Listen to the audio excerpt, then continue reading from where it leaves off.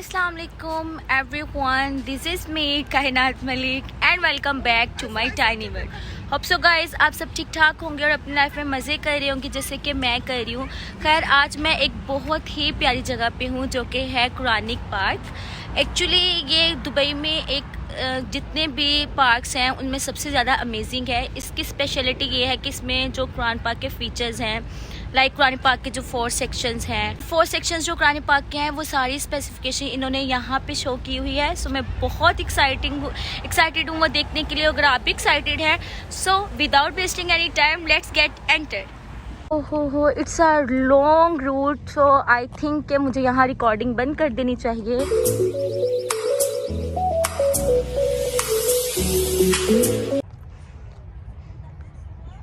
Wow, but it's an artificial, so wow is a little bit wow. Okay, so यहाँ पे known card required है।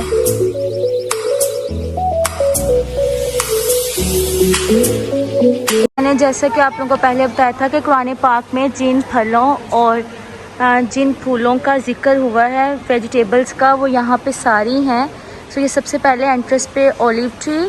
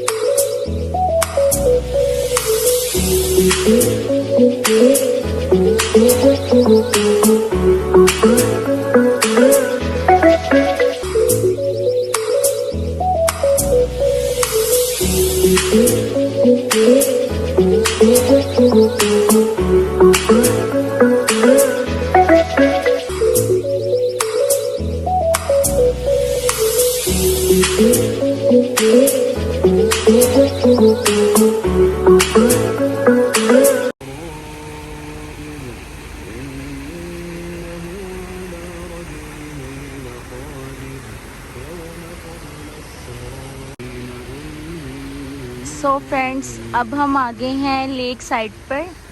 कितना ज़्यादा खूबसूरत मंज़र है और साथ कुरान पाक की तिलावत भी हो रही है। और यहाँ पे इस टाइम इतना सुकून है कि I can't tell you in my words. Seriously इतना खूबसूरत मंज़र और इतना सुकून ये मैंने फ़र्स्ट टाइम दुबई में आने के बाद फील किया है। अब हम पहुँच गए हैं केव्स ऑफ मिरेकल्स में और I am very super duper excited to सी।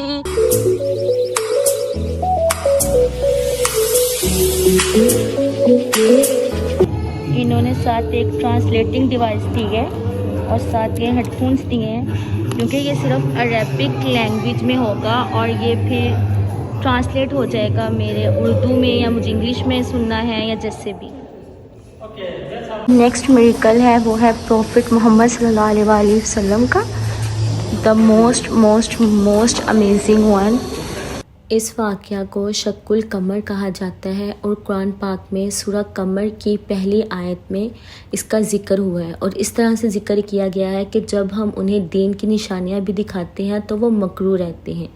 यानी कि जो मक्का के काफिर थे वो आप सल्लल्लाहु अलैहि वसल्लम के मौजज़ात देखने के बाद भी उन पर यकीन नहीं लाते थे और वो समझते थे कि नबी पाक सल्लल्लाहु अलैहि वसल्लम जो भी मौजज़ात करते हैं ये सिर्फ सहर और जादू है। एक दिन सब कुरैश के लोग जमा हुए और उन्होंने ये डिसाइड किया कि हम नबी पाक सल्लल्लाहु अलैहि वसल्लम के पास जाते हैं और उनको बोलते हैं कि अगर आप वाकई ही अल्लाह के रसूल हैं तो आप आसमान पे कोई हमें मौजज़ा करके दिखाएं, क्योंकि उनका मानना था कि आसमान पे कोई जादू और सहर नहीं होता।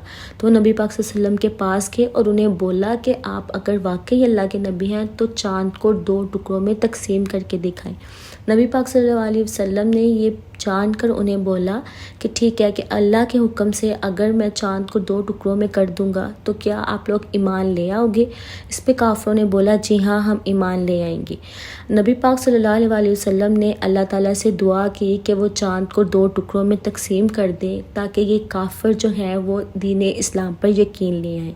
नबी पाक सल्लल्लाहु अलैहि वसल्लम का दुआ करने की ही देर थी कि चाँद को अल्लाह ताला ने 2 हिस्सों में तकसीम कर दिया। ये देखने के बाद अबू जहल और उसके बाकी साथी कहने लगे कि हम इस बात पे कैसे यकीन कर लें कि आपने हमारी आंखों पर कोई जादू नहीं किया। तो हम इंतज़ार करेंगे जो मक्का के बाहर सहरा में गए हुए लोग हैं, अगर उन्होंने भी इस मौजे को देखा हो तो हम पहले उनसे तहकीक करते हैं।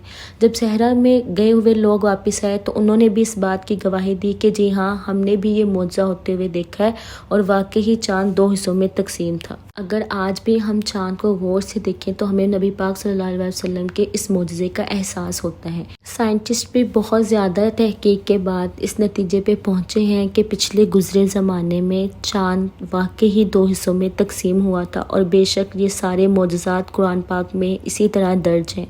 So friends, that's all for today. Hopefully कि आपको ये जगह बहुत ही खूबसूरत और पीसफुल लगी होगी। अब मिलूँगी मैं अपनी नेक्स्ट वीडियो में, तब तक अपना बहुत सारा ख्याल रखिएगा और मुझे भी दुआओं में याद रखिएगा। अल्लाह हाफिज़।